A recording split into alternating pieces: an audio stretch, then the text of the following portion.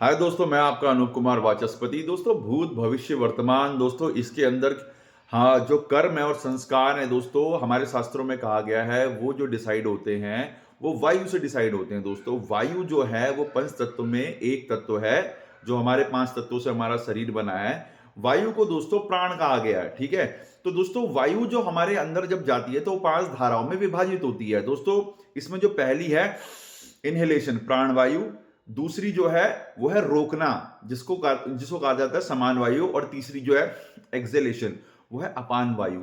अब दोस्तों, जो प्राण वायु है वो रिलेटेड है आपकी बुद्धिमत्ता से।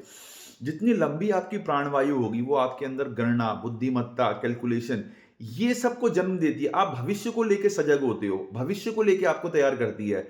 स्वर विज्ञान जो भगवान शिव ने माता पार्वती को दिया था उसमें तो यहां तक कहा गया है कि जो नाभि पे केंद्र करके श्वास को लेता है तो वहां अमृत है, अमृत छलकता है। और उसके अंदर ये सारे गुण, बुद्धिमत्ता और भविष्य को लेकर सृजन, जितने भी गुण हैं वो खिल उठते हैं पुष्प की तरह।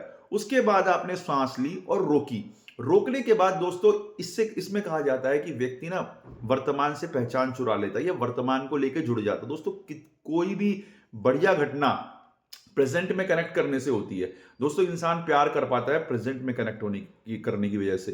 इंसान किसी चीज की तारीफ कर पाता है प्रेजेंट में कनेक्ट होने की वजह से। वो पीड़ा या दर्द में नहीं होता, वो प्रेजेंट से कनेक्टेड होता है। वैज्ञानिक बड़े से बड़े आविष्कार का खोज कर लेता है अकस्मात, सिर्फ प्रेजेंट में कनेक्ट होने की वजह से। ट्रेडर एक बहुत बड़ा प्रॉफिट कमा लेता है प्रेजेंट में कनेक्ट होने की वजह से। तो स्थिरता वो लाती है समान वायु। समान वायु मतलब श्वास ली और रोकी, थोड़ी देर के लिए रोकी, मतलब एक दो सेकंड, डेढ़ सेकंड के लिए रोक ली, तो आप प्रेजेंट से कनेक्ट होते हो।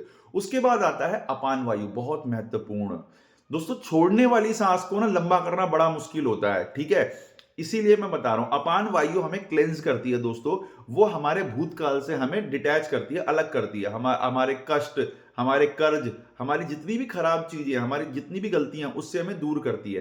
तो दोस्तों, आप देखना, अगर आप चिंता कर रहे होगे तो आपकी छोड़ने वाली सांस छोटी होगी। अगर आप उसको लंबा करने लग जाओ ना, छोड़ने वाली सांस को भी लंबा करने का प्रयास करो, तो आप देखो कि आप चिंता चाहकर भी नहीं कर पाओगे और चीजों से धीरे धीरे आपको मुक्ति मिलने लगेगी।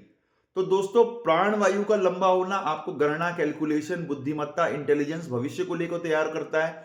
समान वायु आप लेके हल्का सा रोकते हो, प्रेजेंट से कनेक्ट करते हो, वर्तमान को समझते हो क्या चल रहा है। और अपान वायु, जब आप वायु को छोड़ते हो तो दोस्तों आप पीड़ा से दूर होते हो, अपनी गलतियों को दूर करते हो और फिर नई ताजगी के साथ भविष्य को लेकर तैयार होते हो। दोस्तों, यही मैकेनिज्म है। आप देखो कि जब जीवन का अंतिम समय आता है ना, आप हॉस्पिटल में जाके विजिट करो दोस्तों, और चलिए चल रहा होता है।